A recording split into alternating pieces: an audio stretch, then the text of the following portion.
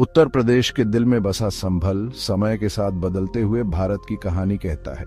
इसकी गलियां पुराने साम्राज्यों, धार्मिक उत्साह और अलग अलग संस्कृतियों के मिलन की कहानियां सुनाती हैं। यह प्राचीन नगरी, जिसे पहले सत्यव्रत और महादागिरी जैसे नामों से जाना जाता था, ने कई राजवंशों का उत्थान और पतन देखा है। आज संभल अलग अलग समुदायों, धर्मों और परंपराओं का एक जीवंत मेल है।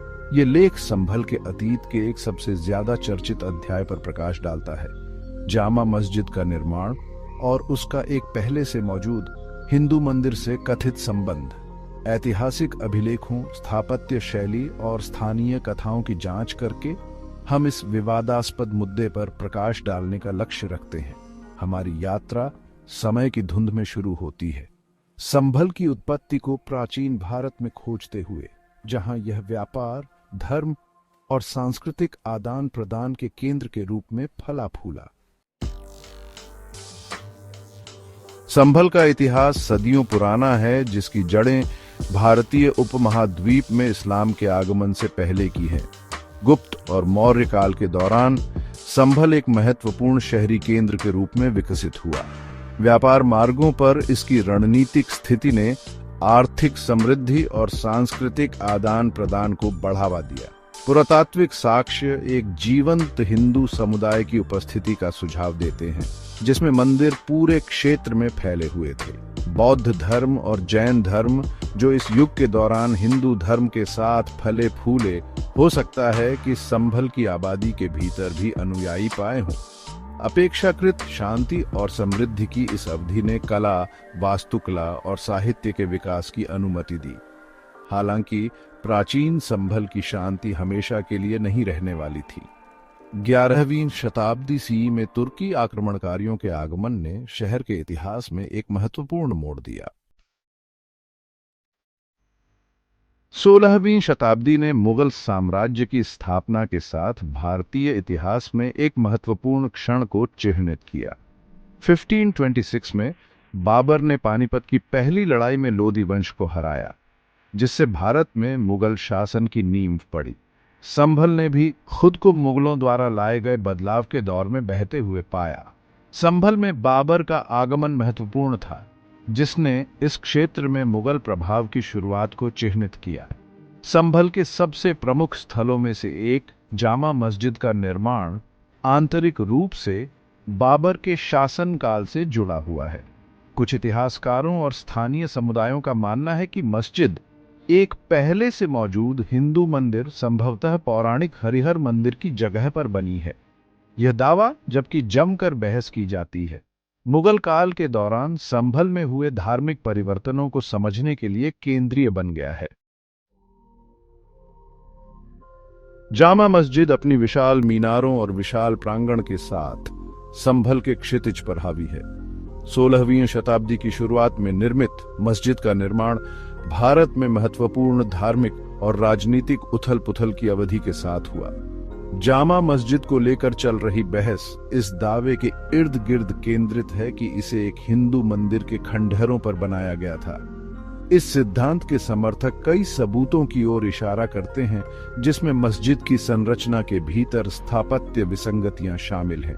इनमें स्तंभों और कॉलमों की उपस्थिति शामिल है, जो पारंपरिक मुगल स्थापत्य शैली के साथ असंगत प्रतीत होते हैं। बहस को और हवा देते हुए मस्जिद के भीतर एक विवादित शिलालेख का अस्तित्व है, जिसे कथित तौर पर स्वयं बाबर ने बनवाया था।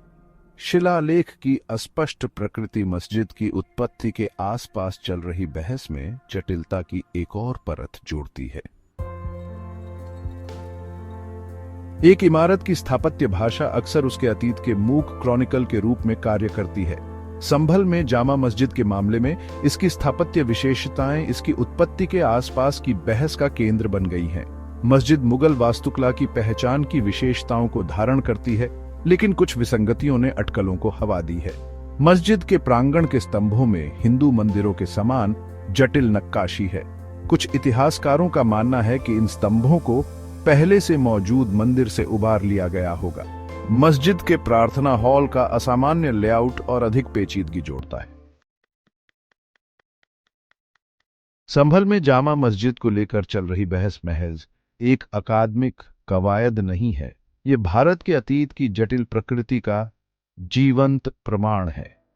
मस्जिद की उपस्थिति ही मुगल विजय और उसके द्वारा लाए गए गहन परिवर्तनों की निरंतर याद दिलाती है। मस्जिद की उत्पत्ति के आसपास की संवेदनशीलताओं के बावजूद संभल आज अपने लोगों के लचीलेपन और सह अस्तित्व की उनकी क्षमता का प्रमाण है। हिंदू और मुसलमान सदियों से संभल में साथ साथ रहते आए हैं। सार्वजनिक स्थानों, परंपराओं और यहाँ तक कि सांस्कृतिक प्रथाओं को भी साझा करते हैं।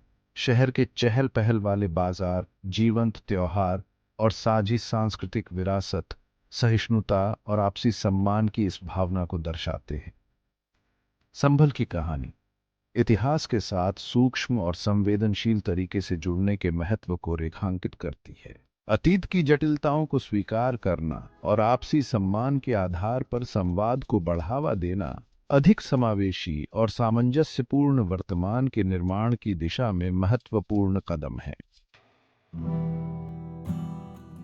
समय की रेत जितना प्रकट करती है उतना ही अस्पष्ट भी करती है। अतीत के टुकड़े पीछे छोड़ देती है जिन्हें हम एक साथ जोड़ने का प्रयास करते हैं। संभल की कहानी इसकी प्राचीन उत्पत्ति और मुगल विरासत ऐतिहासिक जांच की चुनौतियों और पुरस्कारों का उदाहरण देती है। जबकि मस्जिद की उत्पत्ति के निश्चित उत्तर मायावी बने रह सकते हैं, समझ की तलाश का कार्य ही महत्वपूर्ण है। संभल का वृत्तांत हमें याद दिलाता है कि इतिहास कोई स्थिर एकाश्म नहीं है, बल्कि एक तरल और विकसित होती हुई टेपेस्ट्री है। अपने प्राचीन अतीत से लेकर वर्तमान समय की विविधता तक शहर की यात्रा भारत के जटिल ऐतिहासिक प्रक्षेप वक्र के सूक्ष्म जगत के रूप में कार्य करती है।